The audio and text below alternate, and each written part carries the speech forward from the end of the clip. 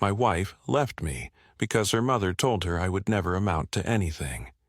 She said I was a failure, unworthy of her daughter, and she convinced Marina to divorce me. They took everything from me in the settlement.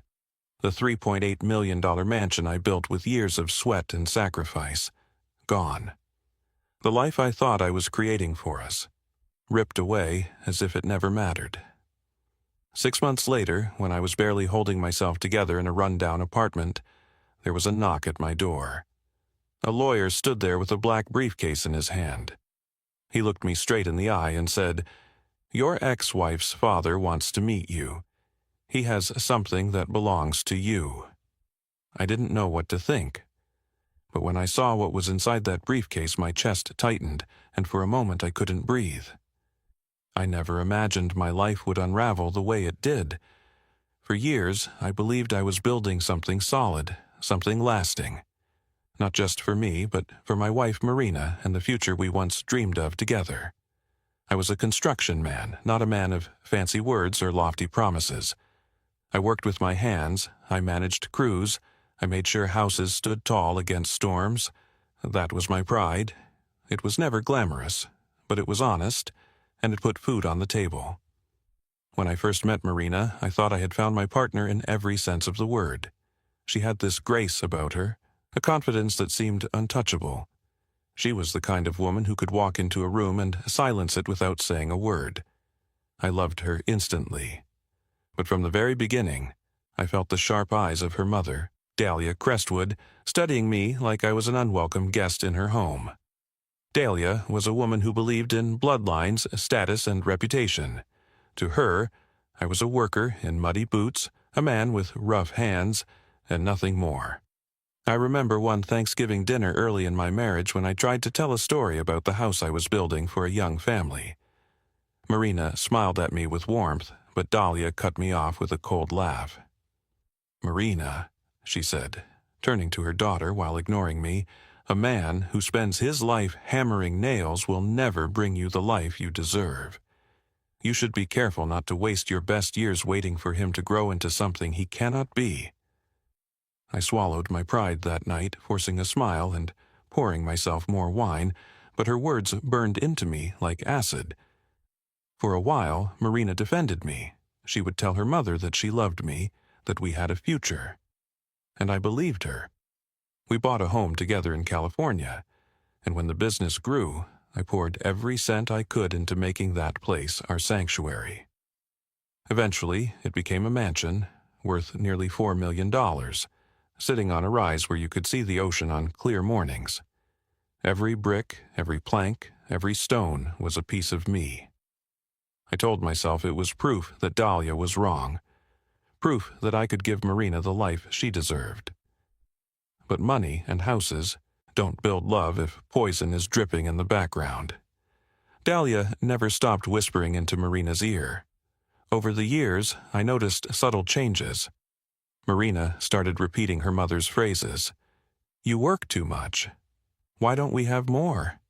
You'll never be like the men Mother knows." I tried to brush it off, tried to remind her that we were building this life together, but her patience for me began to fade. My mother, Irene, saw it long before I did. She was a gentle woman, a church-going woman who always believed in hope. She would place her hand on mine and say, "Ethan, you are enough. Don't let that woman make you doubt yourself." My younger brother Caleb also warned me. "She's not standing with you, brother. A wife is supposed to be on your side, no matter what her mother says." I wanted to believe Marina loved me enough to fight for us, so I ignored the warning signs. The day the divorce papers were delivered felt like a punch I never saw coming. Marina stood in the kitchen of the home I built and told me it was over. She didn't cry. She didn't falter. She just said the words like they had been rehearsed. "Mother was right, Ethan. You'll never be more than a failed dreamer. I can't keep living like this." My knees almost buckled. I wanted to shout, to ask her how she could throw away everything we had built, but the look in her eyes told me the decision had been made long ago. The divorce hearings were brutal. Dahlia sat in the courtroom with her chin high, Satisfied as the lawyers tore apart my life, Marina walked away with nearly everything: the mansion, the savings, the cars. I was left with scraps, debts from the business, and a hollow chest that felt like it would never fill again. Walking out of that courthouse was the loneliest moment of my life. I remember standing on the steps outside, watching her drive away in a car I had paid for, while Dahlia's eyes met mine one last time. She didn't have to say a word. Her smirk told me I was finished. I moved into a small apartment after that. The wallpaper was faded, the pipes clanged in the night, and the refrigerator made a constant groaning sound. It was a far cry from the mansion where I used to watch the sun rise with a cup of coffee. Every corner of that apartment felt like defeat. I worked odd jobs to keep myself afloat, the kind of work that paid just enough to cover rent and keep me from going hungry.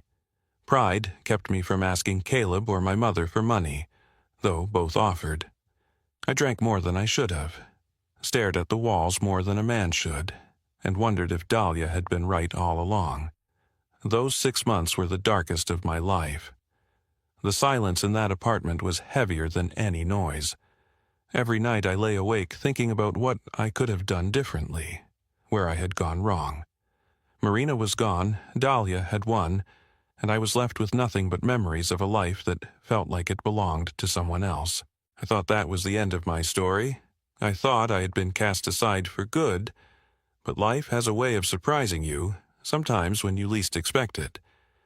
The weeks after the divorce were filled with a dull ache that refused to leave. I woke up every morning in that small apartment and felt the same crushing weight on my chest.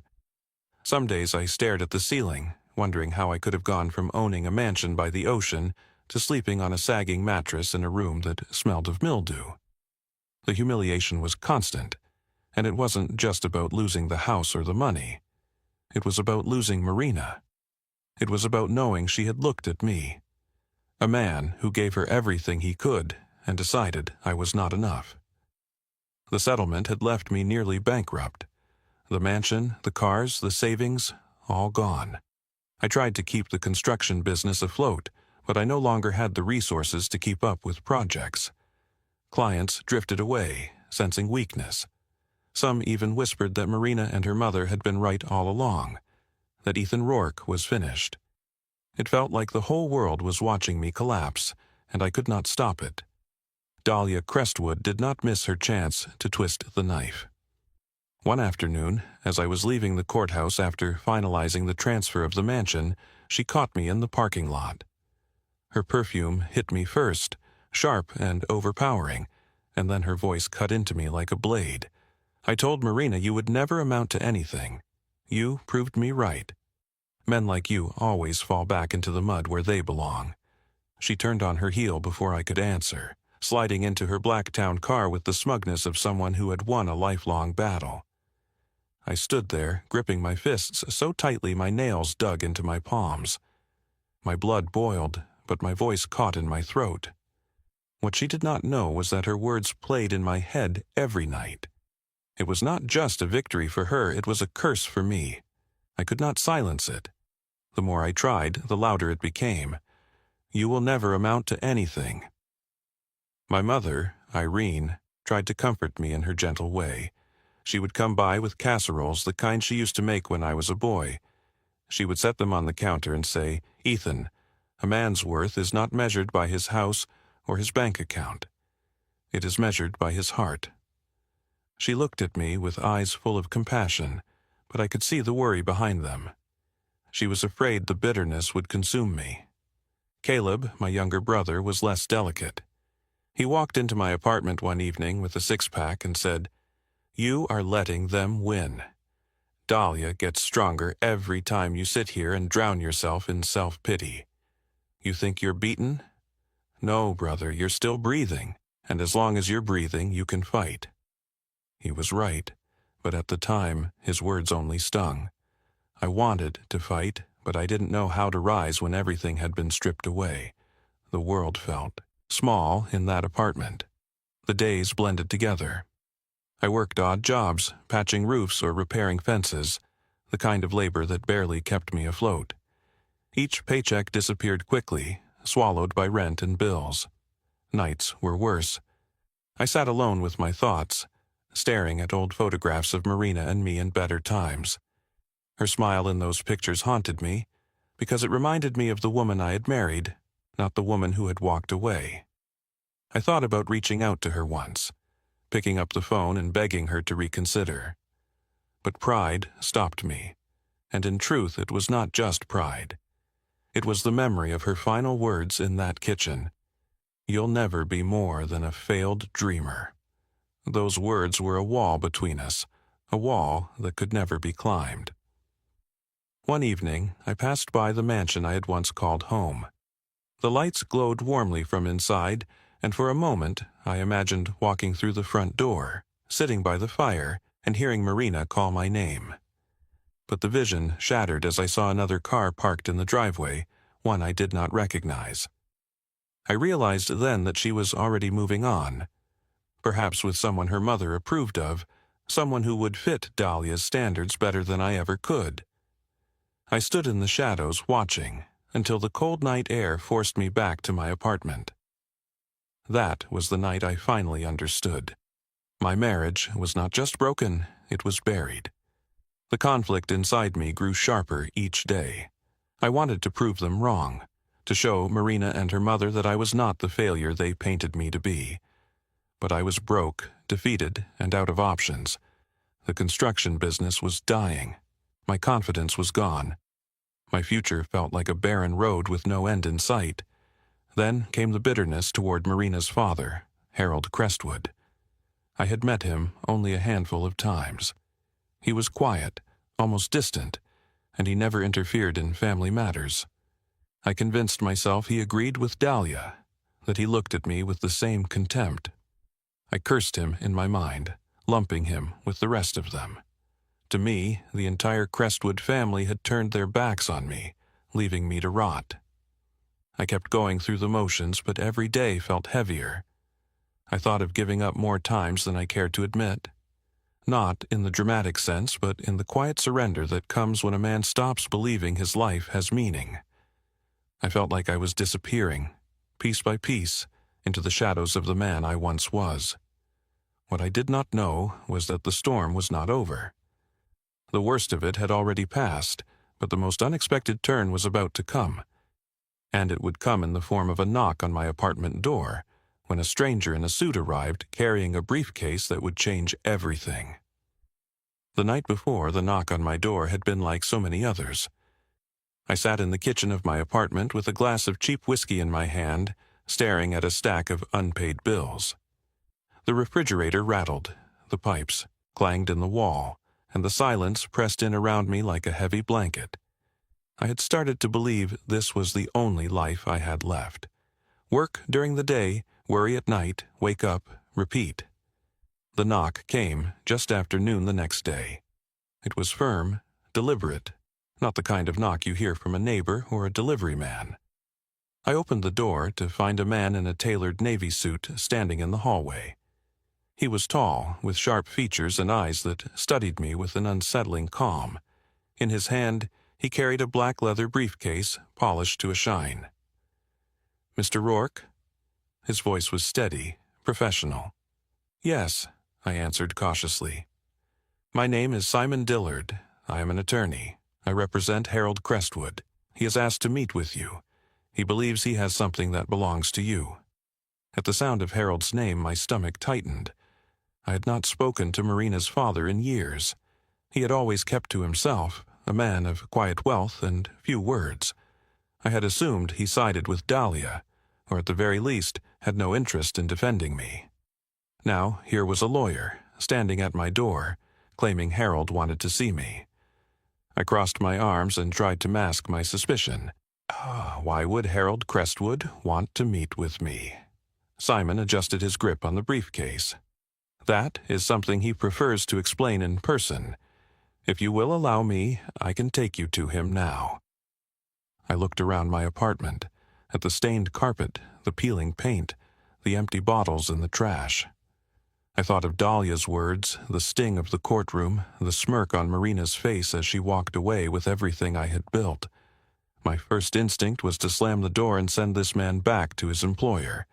I had nothing left to give, no dignity to spare. But curiosity tugged at me. What could Harold possibly have that belonged to me? And why now, months after the divorce had already stripped me bare? I hesitated long enough for Simon to continue. Mr. Crestwood is aware of your situation. He understands what has happened. He insists on seeing you, and he asked me to tell you this. It concerns something important, something only you can understand. Those words landed heavy. Something only I could understand. I felt my throat tighten. Against my better judgment, I found myself nodding. Give me a minute. I grabbed my worn jacket from the chair and slipped it on. As I followed Simon down the hall and into the street, I felt a nervous energy rising inside me. It was not hope exactly, but it was the first spark of something different from the despair I had been drowning in. We rode in silence. Simon's car was clean and smelled faintly of leather. I stared out the window as we drove past the city blocks, the rundown shops and the busy sidewalks. My mind raced with questions. Did Harold want to chastise me for failing his daughter? Did he plan to humiliate me further? Or was this some cruel trick Dahlia had arranged to twist the knife once more? After nearly 30 minutes, we pulled up to a quiet street lined with oak trees. Simon stopped in front of a large brick house, stately but modest compared to the Crestwood mansion I had visited in the past. The house carried a sense of dignity rather than extravagance. Simon turned to me. "Mr. Crestwood is inside. He is expecting you." My palms were damp as I climbed the steps and followed Simon through the front door. The entryway smelled faintly of old wood and tobacco. I heard the faint tick of a grandfather clock from another room. My heart pounded against my ribs. Simon led me into a study filled with bookshelves and heavy furniture. At the center sat Harold Crestwood. His hair was silver, his face lined with age, but his eyes were sharp and steady. He rose from his chair slowly, gripping a cane, and studied me with a look I could not read. "Ethan," he said, his voice calm but deliberate. "Thank you for coming." I nodded stiffly, unsure of how to respond. "Your lawyer said you wanted to see me. I admit I am surprised." He gestured toward a chair opposite his desk.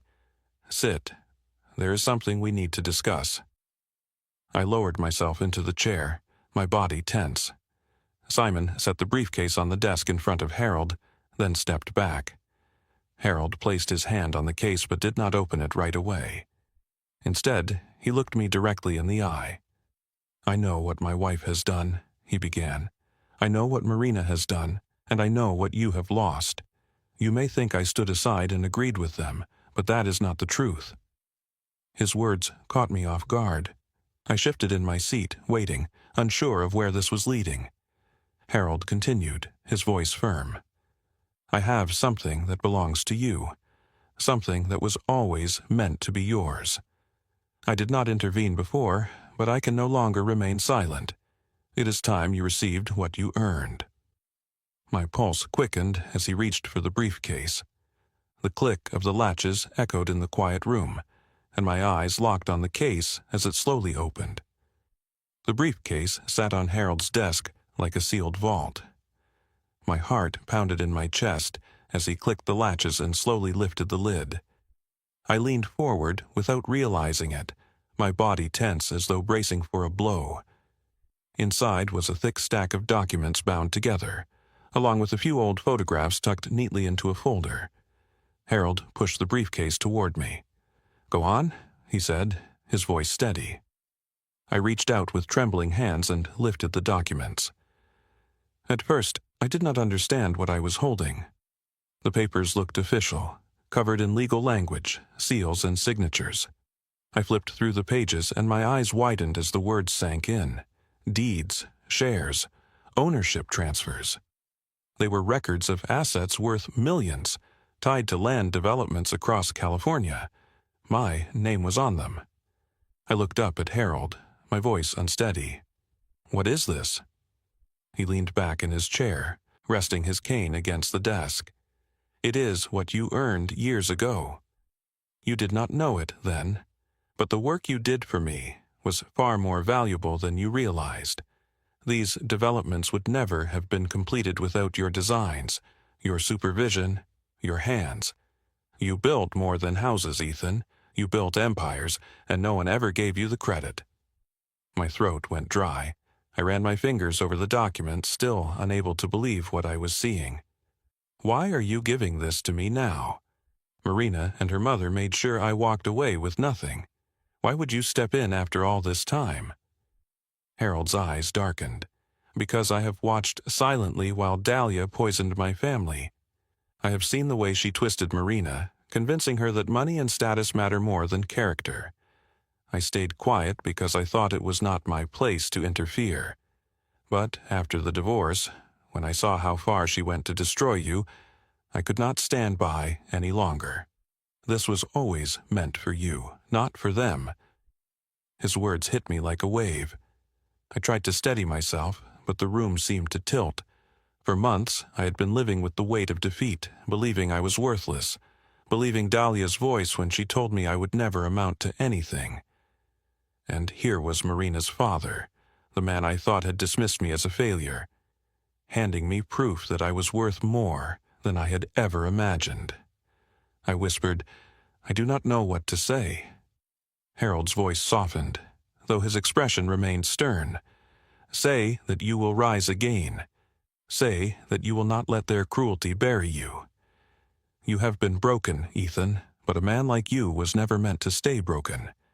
This is your chance to stand taller than ever before." Tears welled in my eyes. I had not cried since the day I left the mansion, but now the emotion was too strong to hold back. My hands shook as I set the papers down and covered my face for a moment, overwhelmed by the flood of relief, disbelief, and gratitude. I forced myself to look at Harold again. "Why me? You could have left this for Marina. You could have let Dahlia take it all. No one would have stopped you." A faint smile crossed his face, one that seemed almost sad. "Because Marina never understood what mattered, and Dahlia only ever wanted control. But you, Ethan, you respected me. You respected the work. When others saw me as a checkbook, you treated me as a man. You listened. You asked for advice. You built things with integrity, not shortcuts. I never forgot that, and I will not allow my legacy to pass into hands that do not value it." The room fell silent for a long moment. I sat there, staring at the documents, feeling as though the ground beneath me had shifted. For so long, I had been certain my story was over, that I had been reduced to nothing but failure. Now, in the span of minutes, my future had been rewritten. Harold broke the silence. "This is not a gift. It is recognition. You earned this. All I ask is that you use it well. Build again. Prove to yourself what I already know." I nodded, unable to speak for a moment. My chest swelled with a mixture of pride and determination I thought I had lost forever. I swear I will not waste this chance." Harold studied me closely, then gave a single nod of approval. "Good, that is all I needed to hear." Simon, the lawyer, stepped forward and began explaining the technicalities, the value of the shares, the process of transferring ownership, the immediate access to certain assets. His voice was calm and measured, but my mind was still reeling. Every word confirmed that this was real, that the weight in my hands was not a dream, but a second chance. As the meeting came to an end, Harold rose slowly with his cane. He extended his hand toward me. I stood and gripped it firmly, feeling the strength in his weathered palm. His gaze locked onto mine. "Do not thank me," he said quietly. "Prove me right." I left that house carrying the documents, my head spinning and my heart pounding. For the first time in months, I felt something powerful stirring inside me.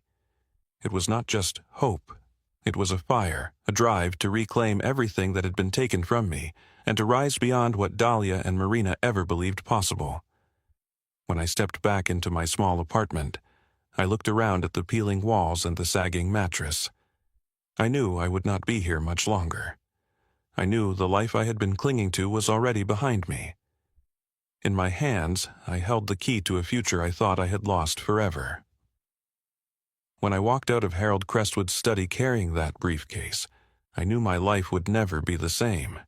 For months, I had been living in defeat, believing the lies that were spoken over me, letting them shape my sense of worth.